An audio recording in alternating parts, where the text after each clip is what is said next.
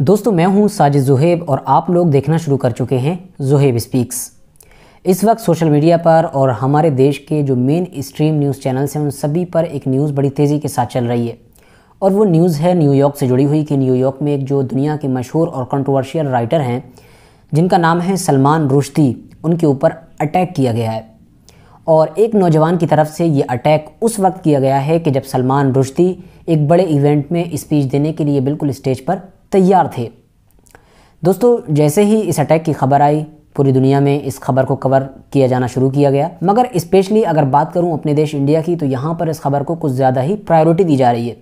यही वजह है कि बहुत सारे लोग जो सलमान रुश्दी के बारे में नहीं जानते हैं वो ये सोच रहे हैं कि आखिर अमेरिका में तो पहले भी हमले होते रहते हैं, बहुत सारे आम लोगों पर या फिर जो आम लोग नहीं भी होते हैं उनके ऊपर भी हम टाइम टू टाइम देखते हैं कि इस तरह की न्यूज़ आती है कि कभी अटैक हो गया, कभी एक्सीडेंट हो गया।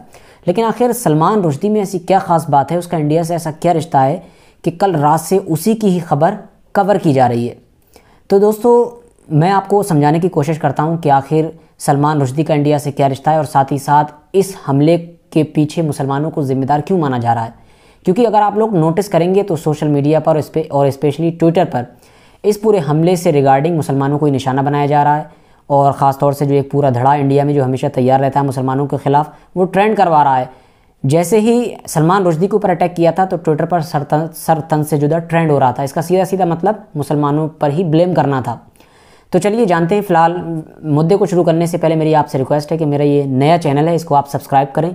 इसके अलावा मेरा RH नेटवर्क दूसरा चैनल है, उस पर आप हैं ही पहले से, तो इस चैनल को न सिर्फ सब्सक्राइब करें और साथ ही साथ बेल आइकन को भी प्रेस कर लें। दोस्तों बात करूं अगर मुद्दे की तो आपको बताता चलूं कि सलमान रुश्दी अब भले ही वेस्टर्न कंट्रीज़ में रहते हैं, लेकिन कोई ऐसा दौर था कि जब ये इंडिया में ही रहा करते थे। बल्कि ये कहिए कि इनका जो जन्म है वो 1947 में इंडिया में ही हुआ था। इनकी पैदाइश मुंबई में हुई थी, इसके अलावा इनकी परवरिश भी मुंबई में हुई थी। इन्होंने अपने जीवन का एक लंबा वक्त मुंबई में ही काटा है। मगर फिर हुआ ये कि वक्त के साथ साथ जब इन्होंने अपने राइटिंग की जो दुनिया थी, मतलब एज अ राइटर जो इनकी एक लाइफ थी, जब उसको शुरू किया तभी इनकी ज़िंदगी में बदलाव आना शुरू हुए। सबसे पहले इनकी एक जो दूसरी नावल थी इनकी लाइफ की, जिसका नाम था मिडनाइट्स चिल्ड्रन, वो दरअसल पूरी दुनिया में बहुत ज़्यादा पॉपुलर हुई थी। उसको लोगों ने बहुत ज़्यादा पसंद किया था। नतीजा ये हुआ कि जो इस क्षेत्र का एक सबसे बड़ा अवार्ड होता है, इंटरनेशनल लेवल पर दिया जाता है, बुकर प्राइज़, वो इस नावल की वजह से इनको मिला था। मगर फिर जब इनकी चौथी नावल आई, उसने आकर इनकी पूरी ज़िंदगी को पलट कर रख दिया। दरअसल इनकी जो चौथी नावल आई थी, जो इन्होंने चौथी नावल लिखी थी अपनी लाइफ की, उसमें इस्लाम के आखिरी पैगंबर यानी हज़रत मोहम्मद सल्लल्लाहु अलैहि वसल्लम से रिगार्डिंग ऐसी बहुत सारी चीज़ें लिखी थी कि जिसकी वजह से पूरी की पूरी मुस्लिम दुनिया में कोहराम मच गया था। नतीजा ये हुआ कि जगह जगह प्रदर्शन शुरू हुए और इंडिया यानी हमारा देश दुनिया की वो पहली कंट्री बना कि जिसने इस किताब के ऊपर बैन लगा दिया।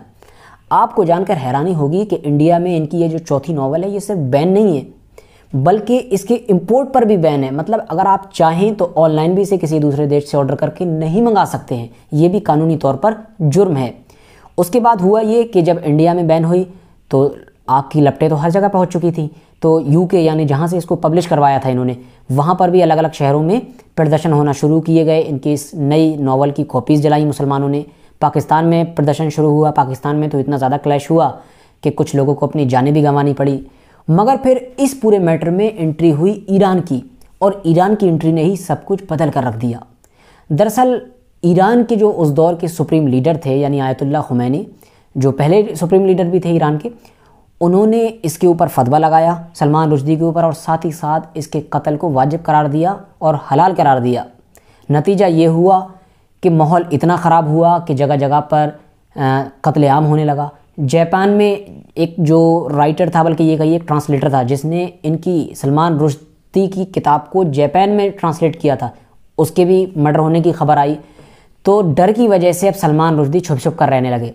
इनकी ना एड्रेस किसी को पता होता था, इन्होंने अपना नाम भी बदल दिया था, दूसरे नाम का इस्तेमाल किया करते थे अलग अलग जगहों पर। और फिर इनको जो है सलमान रुश्दी को इस पूरे इलाके को छोड़कर वेस्टर्न कंट्रीज़ में जाकर शरण लेना पड़ी ताकि किसी तरह से अपनी जान बचा सकें। फ़िलहाल वक्त गुजरा और धीरे धीरे ये सब कुछ ख़त्म होता चला गया।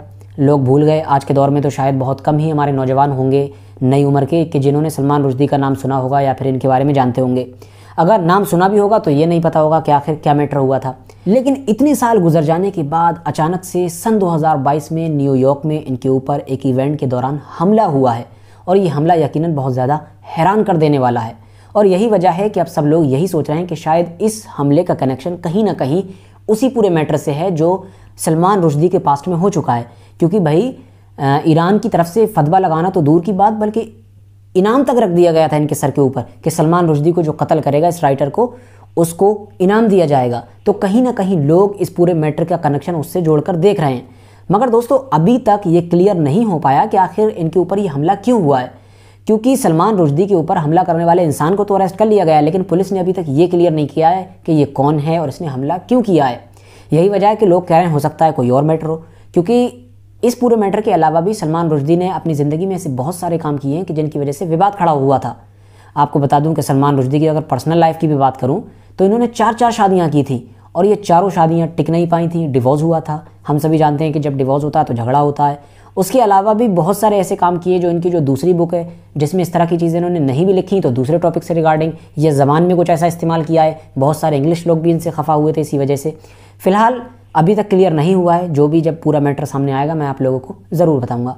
आज की अपनी वीडियो को हम यहीं पर ख़त्म करते हैं, मिलते हैं एक और नई वीडियो के साथ। लेकिन हाँ, मेरी आखिर में एक बार फिर से आपसे ये रिक्वेस्ट है कि मेरे इस नए चैनल को ज़रूर सब्सक्राइब करें ताकि आगे भी मैं इसी तरह की नई नई वीडियोज़ आपके लिए लाता रहूँ।